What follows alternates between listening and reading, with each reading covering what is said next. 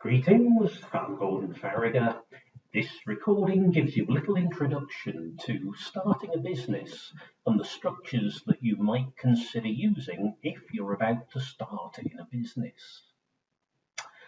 Firstly, in very simple terms, you could do nothing.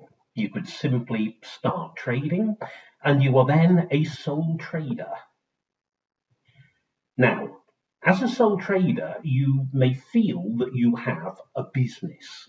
However, in reality, the business is going to be a collection of assets. And I've just put down there some possible assets you might have in your business: premises, plant, stock, cash.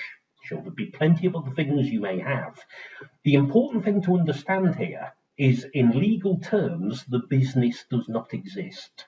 You exist as a sole trader, but the business is simply a collection of assets and liabilities owned by you. So that's why the business has just disappeared there, to reflect the fact that it legally doesn't exist. Now, your alternative structure is to go to a little bit more trouble, go on the Companies House website and incorporate a limited company. Very easy to do, just sort of click on a button, form a company on Companies House website, doesn't cost you very much, and before you know it, you have your very own company. The company issues shares to you. The shares are evidence of ownership of the company, and you can call the company whatever you like as long as the name hasn't already been taken by another company. That is a bit of a problem because there are millions of them out there, so you may need a few goes to find a name that hasn't been taken. Anyway, if you set up your company, you are the shareholder, you own the company. Now, the company then owns the business. Now, one of the things about setting up a company is a company has what they call separate legal personality. It is a person in law. So again, the business, I've left the words on there, but legally the business is not a legal entity. The business is just this collection of assets and liabilities, but all of these are now owned by the company if you've decided to incorporate. Now, what difference does this make? Well, commercially it's very important, because if you operate as a sole trade and you buy stuff on credit and you're not paying your creditor, then ultimately the creditor may decide to sue. Now we're going to think, whom will the creditor sue? And the answer is you, the sole trader, because you are the legal entity that the creditor has been dealing with.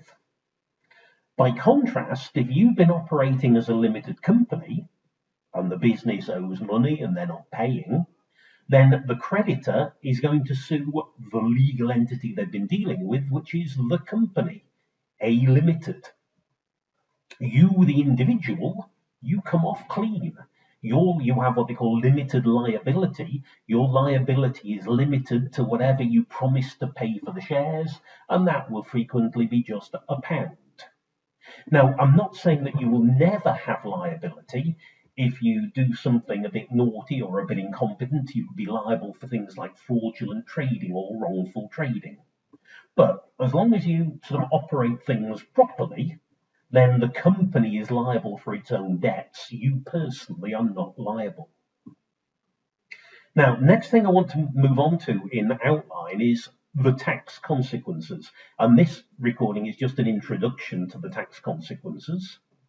If you operate as a sole trader and your business makes a profit, that profit is going to immediately suffer income tax and national insurance, class 2 and class 4, class 2 flat weekly rate, class 4 profit related, and the income tax and national insurance is payable by you, the sole trader, and it's payable on the profit as soon as you make it.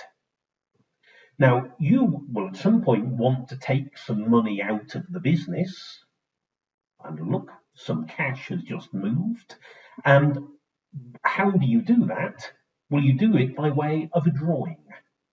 And the important thing to understand is, as a sole trader, you can draw whatever money out you like, and it has no impact on your tax position. Drawings are a tax nothing. The reason being that the cash is yours. You own all the assets of the business, so you're merely taking your own money. Very important to understand, drawings are a tax nothing. By contrast, if you operate as a company and the business makes a profit, then that profit will suffer corporation tax, which is payable by the company. But then you have another consideration. Because the money is still in the company, the money belongs to the company. You personally, though, are going to want to take some money out to spend. And you now have to think about how to extract profits. Now, the usual simple ways are either, or a mixture of, a salary, assuming you work for the company, and dividends, which you can take out as an owner of the company. Now, this now may beg two further questions. What's the best way of taking your money out of a company? That's a very good question. And which works out better, the company or the sole trade? That's another very good question. And both of those questions I answer in subsequent recordings.